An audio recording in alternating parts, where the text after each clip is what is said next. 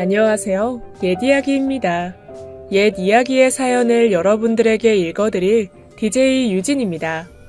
구독과 좋아요는 채널 운영에 큰 힘이 됩니다. 꼭 부탁드리며 저는 여러분들의 댓글도 모두 읽고 있으니 댓글도 많은 참여 부탁드립니다. 그럼 오늘의 사연 바로 시작할게요. 안녕하세요. 저는 30대 초반의 여자입니다.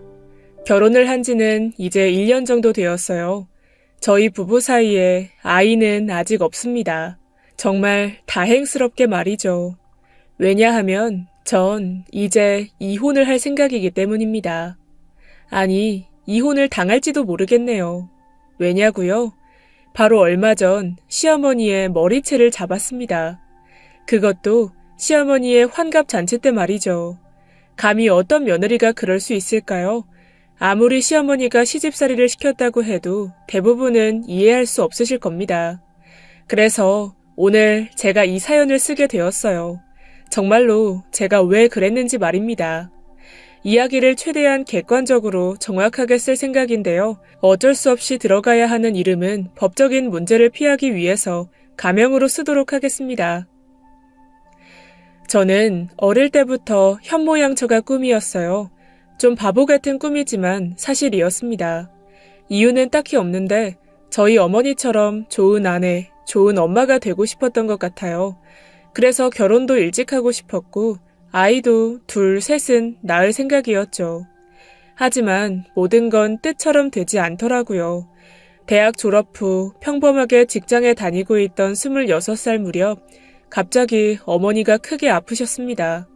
그래서 직장을 그만두고 낮에는 병간호를, 밤에는 돈을 벌기 위해서 아르바이트를 전전해야 했죠. 편의점, 식당, 카페까지 거의 해보지 않은 일이 없을 정도로 열심히 살았어요. 하지만 결국 3차 항암 치료를 받던 어머니가 돌아가셨고 아버지는 그 이후에 한 여자와 재혼을 하셨습니다. 장례가 끝난 뒤 반년 만에요. 마치 기다렸다는 듯이 아버지가 재혼하는 걸 보고 제가 수년간 해왔던 게 모두 부질없게 느껴졌죠. 그리고 그때 지금의 제 남편을 만났어요. 당시 저는 재취업을 하지 못한 상태로 부산 롯데사제 경기장 내부에 있는 햄버거 가게에서 단기 아르바이트를 하고 있었을 때였습니다. 야구 광이었던 남편은 햄버거 가게 손님으로 자주 왔었죠. 한두 번은 몰랐는데 어느 순간부터 인사를 주고받게 되었고 그게 인연이 되어 연인으로 발전을 했습니다. 저보다 6살이 많은 남편은 당시에 부산에 있던 가구 공장 직원이었어요. 다정했고 섬세했고 무엇보다 배려심이 많은 사람이었죠. 그리고 또 하나 자신의 어머니를 끔찍하게 아끼는 사람이었어요. 주말이면 다른 또래 남자들은 친구와 술, 취미 활동과 같은 여가 시간을 보내려고 하는데 남편은 늘 고향으로 토요일 아침 일찍 갔습니다. 어쩐지 그 모습이 저희 아버지와 대비되어 보여서 그 사람이 더욱 좋아졌죠. 정말로 좋았습니다. 그래서 남편을 보면 늘 만약 내가 결혼할 수가 있다면 이 사람이면 좋겠다 하고 생각하곤 했어요. 가을이면 야구장도 가고 여름에는 불꽃축제도 보러 갔죠. 비록 주말을 제외한 평일날 퇴근 후에 짧은 만남이 전부였지만 행복했어요. 그렇게 4년이라는 시간을 그 사람과 만났습니다. 그 사이에 저는 작은 중소기업에 취직을 했어요. 어느 정도 자리가 잡히기 시작했고 돈도 열심히 모아놨습니다. 하지만 문제는 있었어요. 그 사람이 결혼에 대해서 전혀 관심이 없어 보였기 때문이죠. 물론 둘이 있을 때 이따금씩 결혼 이야기를 가볍게 꺼내곤 했고 그 사람도 결혼을 한다면 저와 하고 싶다고 하긴 했었어요. 하지만 딱 거기까지였습니다. 전 그래서 홀로 계신 어머니 때문에 선뜻 결정을 내리지 못하나 싶었었죠. 그러던 와중에 2년 전 술을 한 잔 먹으며 저에게 청혼을 했습니다. 몇 가지 조건들이 문제긴 했지만요. 어머니를 모시는 건 그렇다고 칠게. 각오했던 부분이니까. 근데 왜? 우리가 만난 기간을 왜 거짓말해야 돼? 왜 최근에 만난 것처럼 얘기해야 되는데?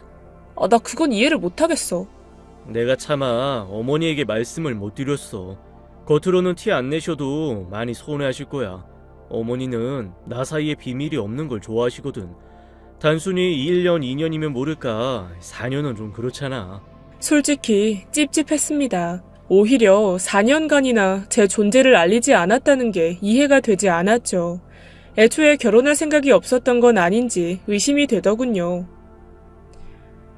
아니, 이제까지 단 한 번도 말씀을 안 드렸어? 왜?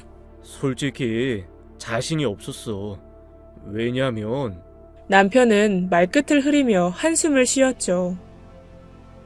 혹시 당신 마마보이 그런 거야? 전 결국 혹시나 하고 생각했던 부분을 물어봤어요. 제가 연애 초부터 남편이 자신의 어머니를 지극정성으로 챙기는 그 부분을 굉장히 좋아한 것은 맞아요. 하지만 4년, 무려 4년입니다. 그동안 곁에서 보았을 때 조금 지나친 부분이 있다고 생각하기도 했거든요. 매일 전화하고 문자하고 또 크리스마스 생일까지도 저는 남편과 함께 보낸 적이 없었으니까 말이죠. 혹시나 제 생일이 주말이면 전 혼자서 보내기까지 해야 했어요. 그 정도였죠. 약간의 불만이 있었지만 그건 제가 이해할 수 있었어요. 왜냐면 그 외에는 모든 게 완벽했기 때문이죠. 그래도 연애 기간을 속이기까지 해야 한다면 확실히 문제가 있었죠. 하지만 저의 물음에 남편은 고개를 천천히 좌우로 저었어요. 그리고는 술을 혼자 따라서 입으로 벌컥 넘겼죠. 이 비밀을 말하면 당신이 나와 헤어질 수 있어서 그랬어. 헤어진다니? 그게 무슨 말이야? 혹시 재혼이야? 유부남? 아니야 그런 거. 그럼 무슨 이유길래? 나 사실 말이야. 입양아야. 어릴 때 입양되었어. 입양아. 전 솔직히 너무 놀랐어요. 하지만 한편으로는 모든 게 이해가 되었죠. 이해할 수 없었던 남편의 모습 전부 말입니다. 자신을 키워준 양어머니에 대한 고마움, 그것으로 남편의 억지스러운 조건을 모두 받아들일 수 있었어요. 남편은 자신의 친구의 소개로 얼마 전에 만났다고 하길 원했습니다. 그리고 제가 직장을 그만두고 고향에 함께 가길 원했죠. 그리고 그곳에서 어머니의 일을 도우며 함께 살자고 말입니다. 언제부터 이런 생각을 해왔는지 이야기에 막힘이 없더군요. 전 그걸 오히려 좋게 생각했습니다. 그냥 숨길 수도 있는 부분인데도 온전히 자신을 드러낸다는 건 엄청난 용기가 필요한 거잖아요. 그리고 제가 생각했던 상상 중 최악인 마마보이보다는 훨씬 나은 결론처럼 보였습니다. 내가 정말 입양아라도 상관없어? 차라리 빨리 말하지 그랬어. 난 괜찮아. 나도 부모님 없는 거나 마찬가지인데 그런 건 당신 탓이 아니잖아. 고마워. 정말 고마워. 영씨 당신뿐이야. 비밀을 공유하게 되어서일까요? 우린 더욱 돈독해지고 가까워졌죠. 그리고 얼마 가지 않아 그곳에 처음 발을 디뎠습니다. 시어머니에게 첫 인사를 드리러 가는 날이었어요. 시댁은 바로 앞이 바다였습니다. 바다 하면 떠올리는 그런 해변이 아니라 배를 대어놓는 선착장과 방파제가 있는 곳이었죠. 꽤 많은 집들이 있었고 남편이 가리키는 곳은 그 중에서도 가장 크고 세련된 집이었습니다. 2층 주택이었고 차고도 따로 있었죠. 시골이라 그런지 집으로 걸어가는 와중에도 많은 사람들이 남편에게 인사를 하더군요. 남편은 저를 소개해줬고 인상 좋은 마을 분들은 제가 예쁘다고 해주셨습니다. 당신 얼굴을 다들 아셔? 마을이 크진 않잖아. 그리고 어머니가 마을에서 이거야 라고 하면서 남편은 엄지를 치켜 올렸죠. 남편의 설명으로는 땅은 기본이고 조선소 부근에 원룸 건물 한 채, 배도 2척이 있답니다. 이곳에서는 배가 있으면 부자로 친다고 하더군요. 딱히 실감은 나진 않았지만 그 커다란 2층 개인주택을 보면 과장이 아닌 듯 했습니다. 차고에도 외제차가 주차되어 있었죠. 집 앞에서 한참 남편의 설명을 듣는데 계단에서 시어머니가 우아하게 내려오셨습니다. 전 너무 놀라서 머리와 옷매무새를 고치며 황급히 인사를 드렸어요.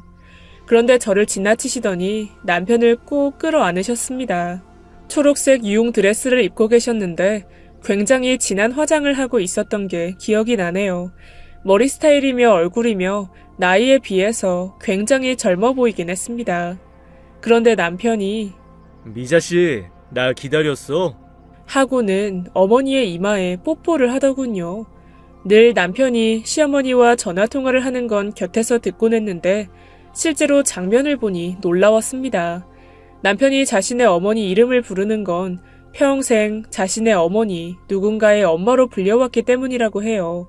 그래서 성인이 된 뒤에는 쭉 어머니의 이름을 불렀다고 합니다. 그리고 뽀뽀를 하는 것도 어릴 때부터 쭉 해왔던 인사라고 했죠. 전화통화를 할 때도 마지막에 쪽쪽쪽 하곤 했기에 크게 거부감이 드는 건 아니었습니다. 다만 이걸 처음 본 사람이라면 좀 이상하게 생각했을 것 같다는 생각은 들었어요. 왜 이렇게 늦었어? 얼마나 기다렸는지 알아? 미안. 차가 좀 막혔어. 밥은 먹었는지, 무슨 일은 없었는지, 얼굴이 왜 수척한지, 잠은 잤는지, 한참 둘이 이런저런 이야기를 하더니 남편이 깜빡 잊어버린 물건을 찾은 것처럼 저를 인사시켜 주었죠. 시어머니의 눈빛은 뭐랄까 약간 상기되어 있는 듯 했어요. 하지만 이내 저를 꽉 안아주셨습니다. 그때 지나가던 동네 주민들도 시어머니를 알아보고 현관 앞으로 불쑥불쑥 들어왔어요. 정신이 하나도 없었어요. 저는 정신없이 인사하고 시어머니는 제 어깨를 잡아 반쯤 안은 상태로 놔두지 않았죠. 온기가 굉장히 어색했지만 문득 저희 어머니가 떠올라서 그냥 있었네요. 색시가 곱다. 억수로 곱네. 그렇죠? 너무 예쁘죠? 나도 처음 보고 놀랐어. 나중에 우리 며느리 동네에 자랑하고 다녀야겠다. 감사합니다. 색시 고향이 어디라고? 부산이요. 문현동이에요. 맞나? 나도 부산에서 여로 시집왔다 아이가. 문현이면 내가 전포국에 살았는데 바로 코앞이네. 여기 시골이라 젊은 사람 살기는 좀 그래도 살다 보면 여만큼 좋은 곳이 또 없다. 잘 왔대. 네, 감사합니다. 마을 사람들이 한바탕 왔다 가는 통에 집 안으로 들어간 건 한참 후였습니다. 시어머니는 굉장히 좋은 사람이었죠. 제가 그날 옷이 굉장히 불편했는데 편한 옷을 주시면서 방에 들어가서 쉬라고 하셨습니다. 빈말이 아니라 정말 진심으로요. 내가 저녁 준비할 거니까 저 방에서 나오지 말아요. 알았죠? 하지만 제가 도와야. 결혼도 아직 하지 않았는데 벌써부터 시집살이 하려고 해요? 지금은 내 손님. 그니까 나 불편해하지 말고 그냥 쉬어요. 어머니, 말 놓으세요. 편하게요. 아니요, 전 이게 편해요. 나중에 언젠가는 놓을게요. 그니까 일단은 들어가서 푹 쉬어요. 알았죠? 그렇긴 해. 우리 미자씨 절대 빈말하는 사람 아니야. 전 정말로 반은 강제로 자리까지 깔아서 방에 누웠습니다. 거실에서 다정한 모자의 목소리와 웃음소리가 넘쳐 흘렀죠. 요리를 준비하는지 맛있는 냄새도 났어요. 탁탁탁 하는 칼질 소리, 보글보글 끓는 소리, 웃음소리는 너무나 잘 어울렸죠. 저는 그날 그 방에서 살짝 눈물을 흘렸습니다. 어쩐 일인지 돌아가신 어머니가 너무나 그리웠기 때문이었죠. 그와 동시에 다짐했어요. 누구보다 시어머니에게 잘하는 며느리가 되겠다고 말입니다. 입양한 아들에게도 저렇게나 다정하신 분인데 제가 잘하면 언젠가 저를 친딸처럼 여겨주실 것 같았거든요. 그 기대감에 부풀어서 얼마나 행복했는지 모릅니다. 결혼식은 순조롭게 진행되었어요. 당시에 인원이 제한되는 바람에 저희 아버지 그리고 지인들 몇과 친척, 남편의 지인들 몇만 초대했습니다. 시어머니 쪽의 친척들이 거의 불참을 하는 바람에 자리는 좀 남은 상태였죠. 그런데 문제가 생겼어요. 한참 신부 대기실에서 친구들과 사진을 찍고 있었는데 남편이 문을 닫아 걸고 안으로 들어오는 겁니다. 전 너무 놀랐지만 움직이는 것 자체가 불편해서 자리에 앉아서 무슨 일이냐고 물었죠. 그런데 대답도 하지 않고 문을 살짝 열었다가 주위를 살폈다가 하는 겁니다. 예감이 좋지 않았어요. 그때 문이 벌컥 하고 열렸고 어떤 여성분이 안으로 들어오셨습니다. 60대 중후반 정도로 보였죠. 대뜸 저를 향해 뚜벅뚜벅 걸어오시더군요. 상황을 판단하기 위해 남편을 곁눈으로 보았지만 어떤 제지도 하지 않고 핏기 없는 얼굴로 인상을 찌푸리고 있었죠. 그러다가 정신이 들었는지 나가세요. 제 결혼식에 와서 행패를 부릴 생각이세요? 아이, 나가라고! 하며 소리를 치는 겁니다. 저는 놀라서 입만 뻐끔거렸는데 정말로 저에게 결혼하는 게 맞는지 물으셨죠. 전 그렇다고 대답했고 그랬더니 힘없이 밖으로 나가시는 겁니다. 남편은 그래도 불안한지 밖에서 안으로 들어왔다가 나가기를 반복했죠. 대체 누군데? 누구시길래 그러는데? 아이, 내 생모. 전 충격으로 입을 반쯤 벌렸습니다. 뭐? 당신 낳은 사람? 정말 그런 거야? 그때 시어머니가 안으로 들어오시며 낳아주고 버린 어머니지. 새아가는 신경 쓸 거 없어요. 돈이나 받으려고 온 거니까요. 우리 주위를 계속 맴돌고 있으니 무시하시면 돼요. 명심해요. 절대로 상대하지 마세요. 알겠어요? 하며 대답을 재촉하셨죠. 네, 그럴게요, 어머니. 정말 끈질기다. 여긴 또 어떻게 알고 찾아왔다니? 동네 아줌마들이 소문을 낸 거지. 하여튼 입도 싸서 내가 말하지 말라고 했는데. 내가 알아서 처리할게. 미자 씨는 신경 쓰지 마. 그 사람은, 아니, 남편의 생모는 꽤 오래전에 남편을 고아원에 버렸다고 합니다. 그리고 한 번도 찾지 않다가 갑자기 남편이 성인이 된 후에 지금의 양어머니를 협박하고 아들을 돌려달라고 한다고 했죠. 이게 통하지 않자 1인 시위까지도 하셔서 동네에 좋지 않은 소문까지 났다고 합니다. 생모는 양어머니가 재력으로 자신의 아들을 빼앗았다고 아들 역시도 양어머니의 돈 때문에 곁에 있는 거라고 소문을 낸 것이죠. 사정을 들어보니 몹쓸 사람이었어요. 이 때문에 시어머니는 결혼식 내내 표정이 좋지 않았습니다. 남편 역시도 마찬가지였죠. 하지만 다행히 그 사람은 돌아갔는지 결혼식은 무사히 끝낼 수 있었습니다. 물론 그 뒤에도 은근히 신경 쓰이긴 했죠. 그런데 문제는 다른 곳에서 시작이 되었어요. 바로 신혼여행부터였습니다. 원래는 유럽을 가고 싶었어요. 제가 꿈꾸던 곳이 있었기 때문이죠. 그런데 감염병 문제로 인해서 계획은 어긋나 버렸어요. 입국 자체가 막혀 있어서 차일피일 미루다가 결국 제주도로 가게 된 거죠. 실망스러웠지만 제주도도 가본 적이 없기에 나쁘지 않다고 생각했습니다. 제 첫 여행이었으니까 사실 어디라도 상관은 없었죠.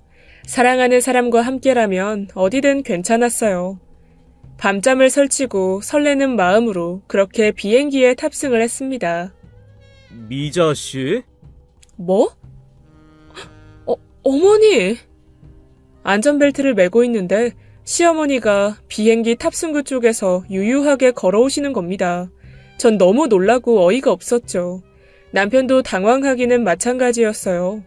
그곳에서 유일하게 시어머니만은 여유로운 표정이었습니다. 챙이 큰 모자를 벗으며 저희 옆라인 쪽에 앉으셨죠. 어떻게 된 거야? 이런 말은 없었잖아. 난 좋아할 줄 알았는데 내가 눈치 없었니? 아니, 그게 아니고. 지금이라도 내릴까요? 새아가가 원한다면 그럴게요. 괜찮으니까 말해봐요. 저 내려요? 아니야. 전 좋아요, 어머니. 방해하지 않을게요. 그냥 같이만 다니는 걸로, 응? 알았어요. 하지만 이륙을 하고 난 뒤에 안전벨트 표시등이 꺼지는 순간 시어머니는 멀미를 한다며 저와 자리를 바꿔달라고 하셨어요. 덕분에 전 남편과 나란히 앉아있던 창가 자리에서 2칸 옆으로 떨어진 중앙으로 가야 했죠. 그게 신혼여행의 첫 신호탄이었습니다. 그 여행을 떠올리면 지금도 끔찍해요. 남편과 팔짱을 끼고 걷는 시어머니 뒤를 새끼 오리처럼 따라다녔죠.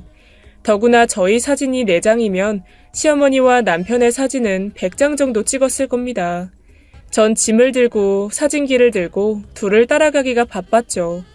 잠깐 남편과 함께 있기라도 하면 시어머니는 어김없이 남편에게 심부름을 시켰습니다. 저희는 대부분의 시간을 떨어져 있어야 했죠. 절대로 기분 탓이 아니었어요. 어쩌면 이 결혼 생활이 힘들 수도 있겠다. 그때 처음 느꼈습니다. 심지어 호텔에서 잠을 청할 때도 시어머니의 방해는 계속되었죠. 첫날은 시어머니의 부름에 나간 남편이 술에 잔뜩 취한 채 돌아왔습니다. 그리고 둘째, 셋째 날에도 술에 거의 절여진 상태였죠. 그리고 그 뒤에는 시어머니가 저희가 있는 방으로 오셨습니다. 그리고는 술을 잔뜩 먹고 침대 하나를 차지하셨죠. 저도 참다 못해서 이건 좀 아닌 것 같다고 이야기를 했습니다. 그랬더니 시어머니는 너무 외로워서 그래요. 남편 저 세상 가고 내 아들 하나만 보고 살았거든요. 근데 이렇게 장가를 가고 그러니까 내가 좀 마음이 그래요. 새아가가 이해해줘요. 주책이라고 생각하고 알았죠? 하고는 너무 솔직하게 이야기를 하셨죠. 뭐 어쩌겠어요. 한편으로는 이해도 되긴 했죠. 왜냐면 저희 어머니가 그러셨거든요. 아버지에게 사랑을 받지 못해서인지 저에게는 과하고 넘칠 정도로 사랑을 주셨기 때문입니다. 그래서인지 한편으로는 짠하기도 하고 마음이 좋지 않아서 시어머니를 더욱 잘 챙겨드렸어요. 신혼여행이 아니라 가족 여행이라고 생각하자고 마음을 먹으니까 실제로 기분이 괜찮아지기도 했죠. 올레길도 함께 걷고 흰 모래사장으로 유명한 협재 해수욕장이란 곳도 가봤어요. 주상절리와 용두암도 보았죠. 우도에서는 수제 햄버거를 먹었고요. 문득 오래전 남편과 저를 이어준 햄버거 생각이 났죠. 모양은 완전히 달랐지만 그냥 생각이 나더군요. 햄버거 보니까 처음 봤을 때 생각난다. 그지? 아, 맞네. 마약 핫도그랑 햄버거랑. 회오리 감자. 왜? 당신이 마약 핫도그 먹고 이게 마약이면 당장에 끊을 수 있겠다고 했잖아. 그치. 맛이 진짜 없었어. 왜 그때? 처음에 커피숍에서 소개팅한 거 아니었니? 아차 싶어서 남편의 표정을 보니 당황한 기색이 역력하더군요. 그게 커피숍에서 팔았죠? 햄버거를 파는 커피숍이었다고요?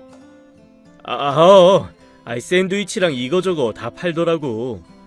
시어머니의 표정은 불신이 가득해 보였습니다. 어설픈 거짓말을 하는 것보다 진실이 나은 게 아닌가 싶었어요. 하지만 남편은 계속 그 부분은 절대로 안 된다고만 했습니다. 전 어쩔 수 없이 그냥 따랐고요. 그런데 신혼여행이 끝나고 남편이 출근을 한 뒤에 시어머니가 역시 물어보셨습니다. 전 한참을 고민하다가 결국 모든 사실을 털어놓았죠. 사실은 4년 동안 만났다는 것, 남편이 어머니를 사랑하는 모습에 반해서 결혼을 결심하게 되었다는 것까지 말입니다. 그런데 그게 시발점이 되었을까요? 분명히 괜찮다, 이해한다 하셨지만 그 이후로 시어머니는 점점 더 이상해지셨습니다. 당신 미쳤어? 어머니 혼자 욕실에 있다가 미끄러져서 다치셨다잖아. 어머니가 불러도 대답도 안 하고 잠만 잤다며. 그렇게 소리를 질렀다는데. 뭐? 언제? 나 방금 병원 다녀오는 길이야. 아니, 난 계속 깨어 있었는데? 그럼 깜빡 잠들었나 보지. 좀 신경 좀 써. 어머니가 편하게 시집살이도 안 시키니까 계속 빈둥거리고 있잖아. 뱃일이라도 하든가. 너무너무 억울했지만 제가 정말 깜빡 잠들었나 보다 하고 생각했죠. 다행히 큰 이상도 없고 검사를 해봤는데도 이상 소견이 발견이 되지 않았다고 합니다. 그래도 저는 당연히 시어머니 대신 집안일을 맡았어요.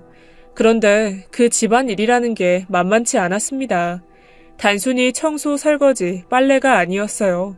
마을이 작다 보니 사이가 좋은 만큼 이 집 저 집의 일을 함께 했죠. 바로 그때가 김장철이었던 게 문제였습니다. 마을의 여자들이란 여자들이 모두 모여 저희 집 마당에서 배추를 썰고 씻고 절이고 그야말로 난리가 났죠. 제 키를 훌쩍 넘을 정도의 배추가 쌓여 있었고 허리는 정말 반을 뚝 잘라서 버리고 싶을 만큼 아팠습니다. 그래도 참을 수 있었던 건 시어머니의 응원 덕분이었어요. 저의 어깨도 만져주시고 계속 앉아있도록 해주셨어요. 저는 정말 기분이 좋았고 찜찜했던 기분도 완전히 사라졌죠. 아유, 복 받았네. 시어머니 보기에 결혼하면 최곤기라. 우리 시어머니도 철의 내를 이뻐했으면 내가 업고 산다. 지아라, 시어머니 한 몸무게 하셨던 거 기억 안 나나? 그래서 네가 그때 돼지 잡겠다면서 욕을 엄청 해댔잖아. 맞네. 돌아가신 지 오래돼서 기억이 가물가물하네. 이게 다 우리 며느리가 나한테 잘하니까 나도 잘하게 되는 거지. 나도 그냥은 못해요. 에휴, 아들 보게 며느리 보게 부럽다. 아이고, 언니는 아들 대기업 들어갔다면서요. 부럽기는. 맞다. 내 자랑도 해야지.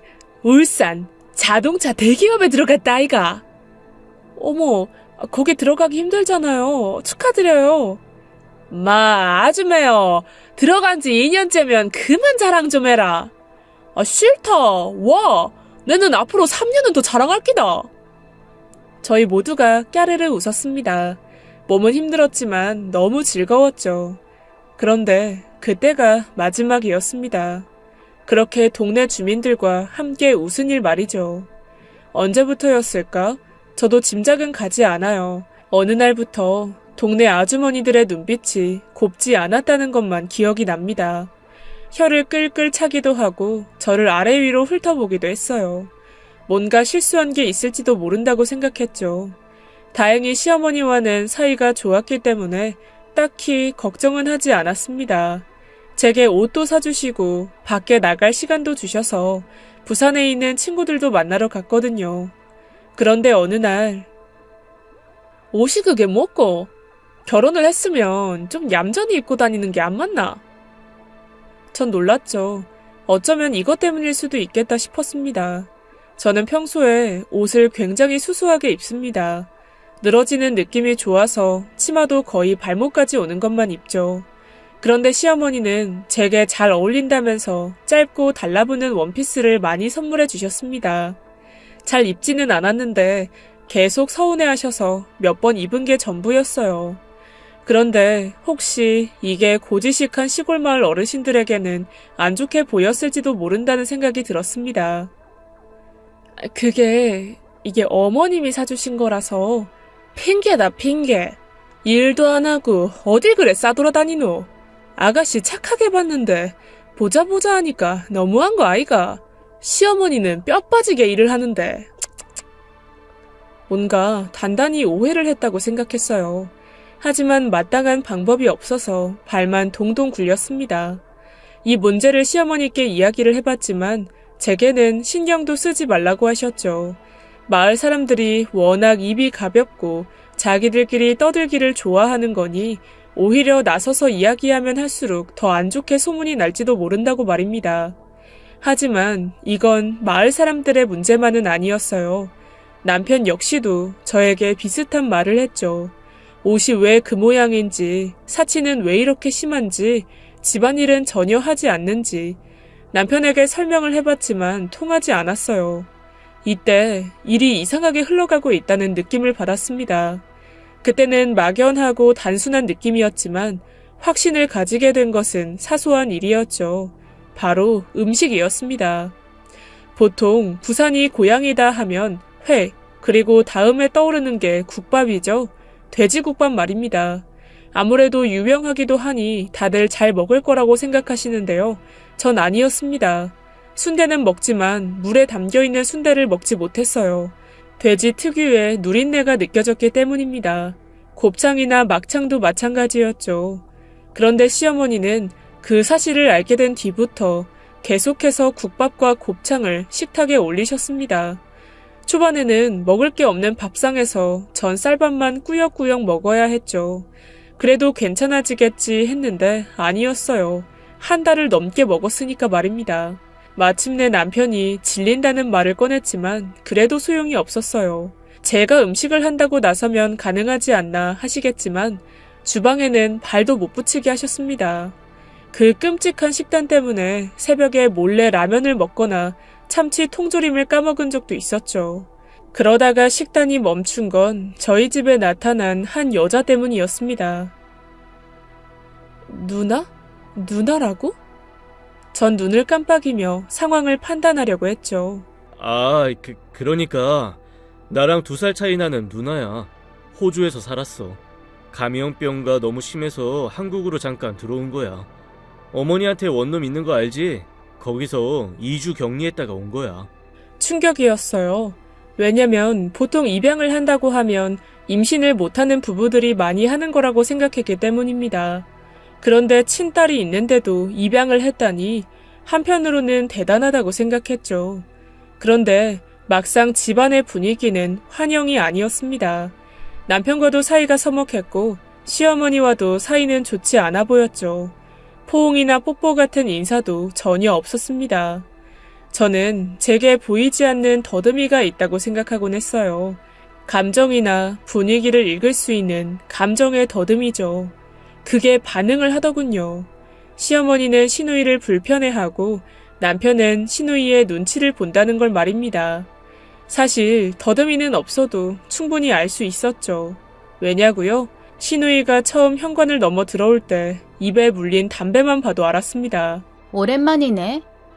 그래, 왔니? 저 여잔 누구야? 입양했어? 네 동생, 아내 되는 사람이다.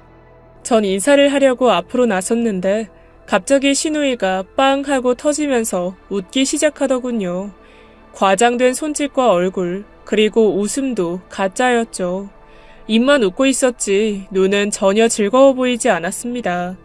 저는 그 상황에서도 꿋꿋하게 인사를 했죠. 그랬더니 그때 시누이가 담뱃불을 현관 바닥에 놓고 아무렇게나 끄더군요. 개막장 집안에 오신 걸 환영해요. 난 또 내 동생이 또 생겼나 했지. 처음 뵙겠습니다. 그때까지도 남편은 아무 말도 없이 눈치만 살폈죠. 전 방에 남편을 끌고 들어와 물었어요. 이 상황 뭐야? 그게... 당신이 입양하라서 그런 거야? 대충 그래. 날 곱게 볼 리가 없잖아. 더구나 어머니는 재산도 나를 더 주시려고 하거든. 그래서 그래. 친딸보다 더? 그간 누나가 가져간 돈도 있고 어머니도 내가 모실 거니까. 남편의 말은 사실인 것 같았어요. 바로 재산에 관한 문제가 저녁 식탁 위에 올라왔으니까 말입니다. 시누이는 빚을 받으러 온 사채업자처럼 험한 말도 내뱉었어요. 결국 시어머니는 참다 못해서 다시 원룸으로 돌아가라고 했죠. 그때 시누이의 표정은 정말이지 남편과 자신의 어머니를 죽일 것 같았습니다. 솔직히 아주 많이 충격을 받았어요. 남편에게는 몰라도 자식이 자신의 부모를 저런 눈으로 쳐다봐서는 안 될 것 같았기 때문이죠. 일단은 나가는데 엄마가 나한테 이러면 안 될걸? 돈 꼭 준비해. 아니면 이 동네 사람들한테 내가 무슨 말을 하고 다닐지 몰라. 너 정말 정신 나갔어? 미쳤니? 누나, 그러지 말고. 이때 남편이 둘 사이를 끼어들어 말렸어요.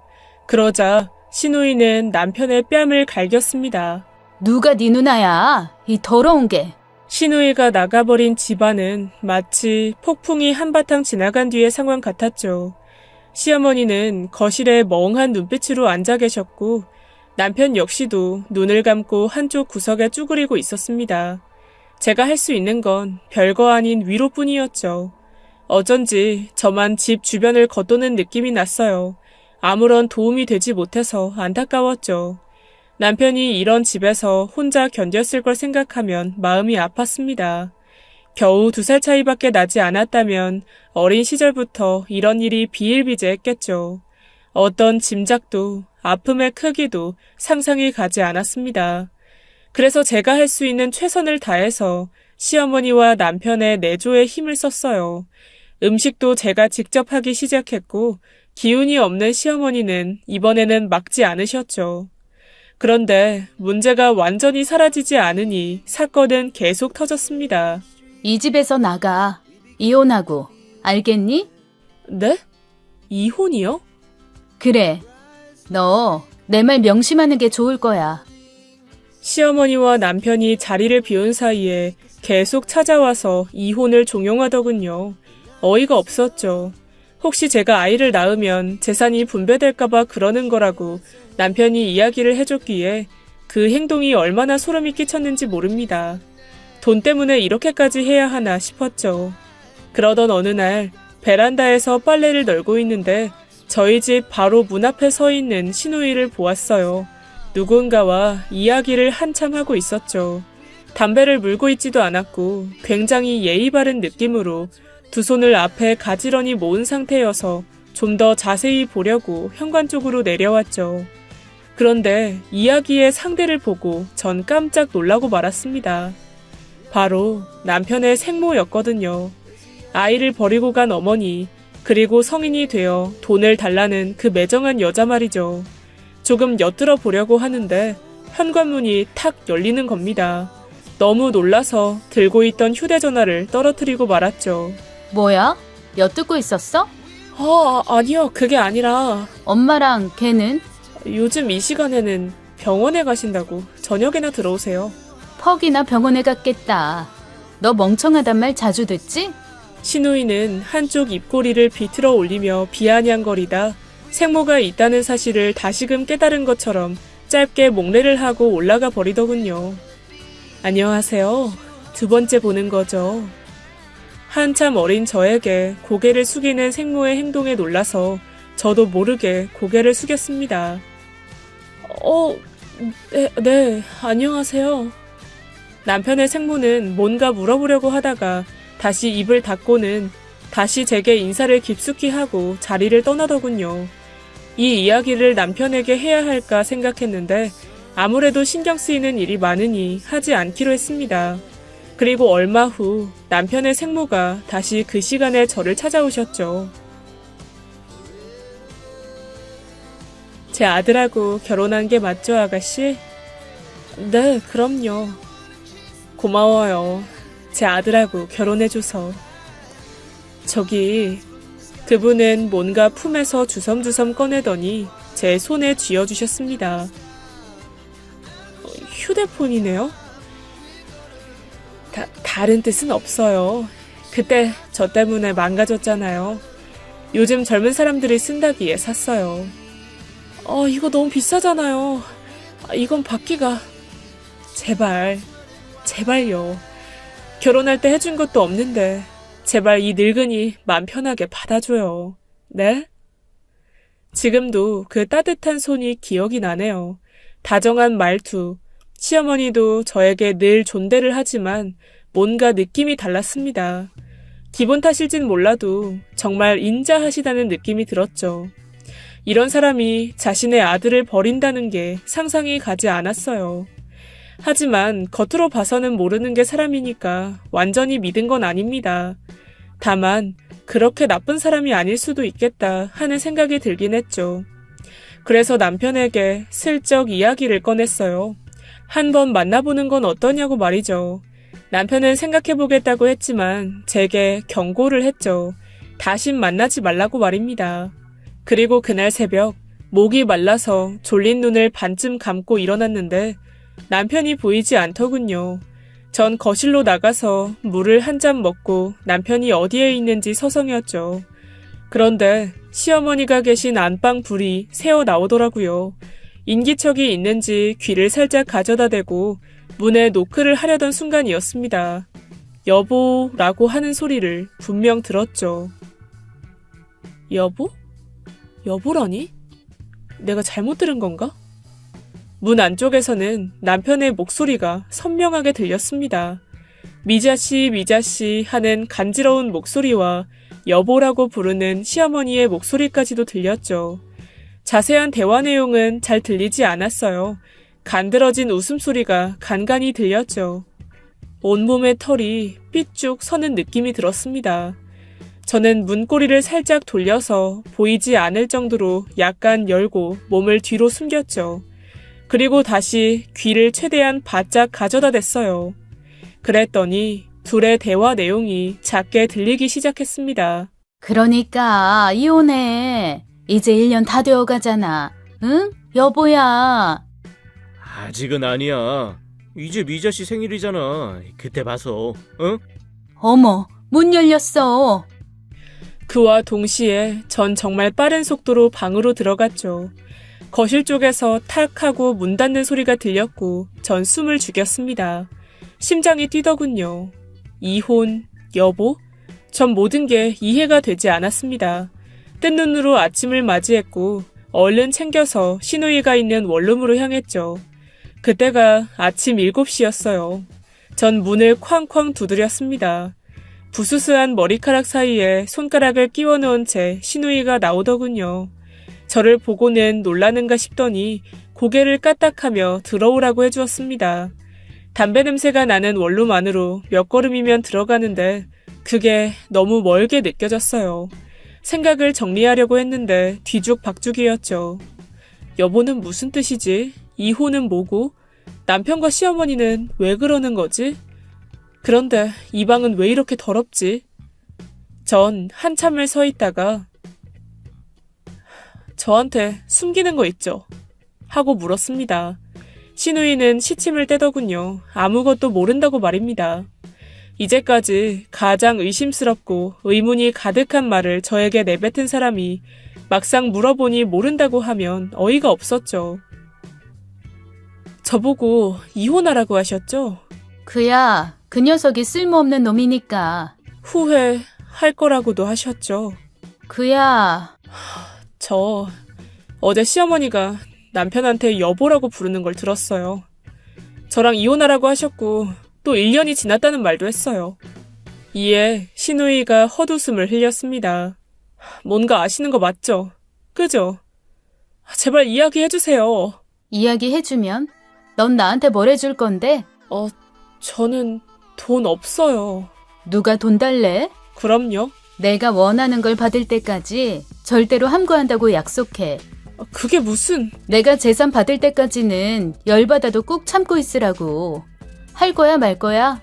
아니면 난 한마디도 안 할 거야. 좋아요. 그렇게 할게요. 약속했다. 아니면 넌 내가 죽일 거야. 알았어?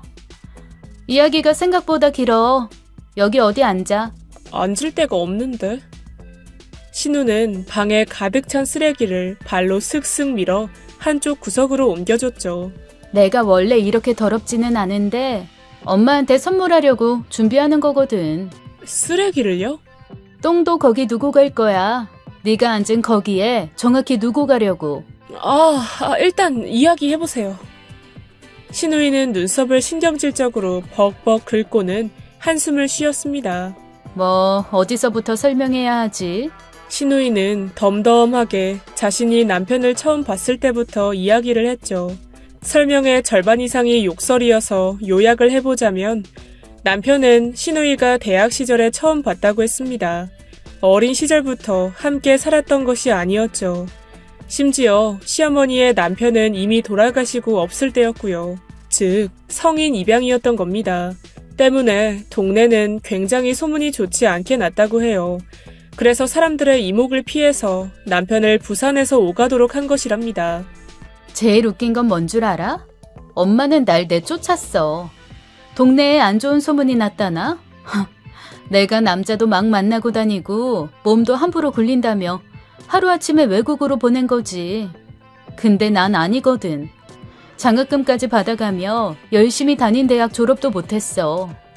처음엔 너무 억울했는데 알고 보니 그 소문이 우리 엄마가 낸 거였다는 걸 알았던 거고. 왜 어머니가 자기 딸한테 그런 짓을 해요? 엄마? 과연 날 딸로 생각하긴 할까? 자기 어린 남편 꼬시는 여자로 봤겠지. 어린 남편이라니?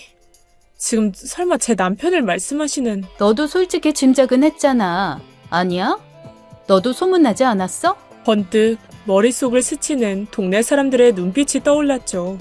혀를 차고 제 옷을 지적하던 동네 주민들의 공격적인 말투까지도 말입니다.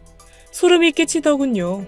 제게 옷을 사주고 저에게 자유시간을 주면서 자꾸만 밖으로 나가게 했던 모든 일이 이 소문을 만드는 시작이었다는 생각이 들었습니다. 아니, 확신이었죠.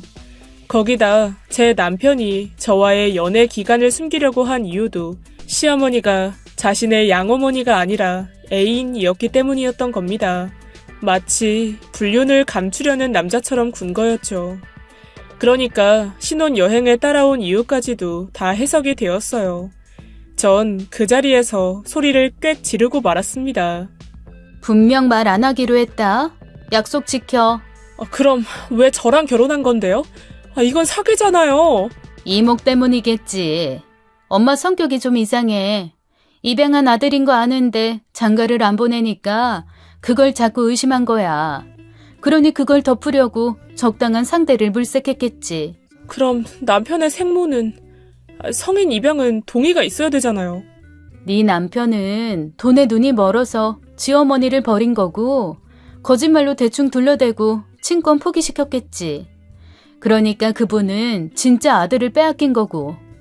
미안하게도 내 엄마한테 말이야. 그래서 동네에서 1인 시위를 하고 아들 돌려달라고 하고 하셨어. 엄마는 그걸 잠재우려는 목적도 있었을 거고. 이 사기 결혼이 그렇게 시작한 거지. 1년? 그래, 너한테 안 좋은 소문 퍼뜨리고 적당한 시기에 널 내쫓으면 끝. 기가 막히지? 우리 엄마가 정말 머리가 좋아. 그치?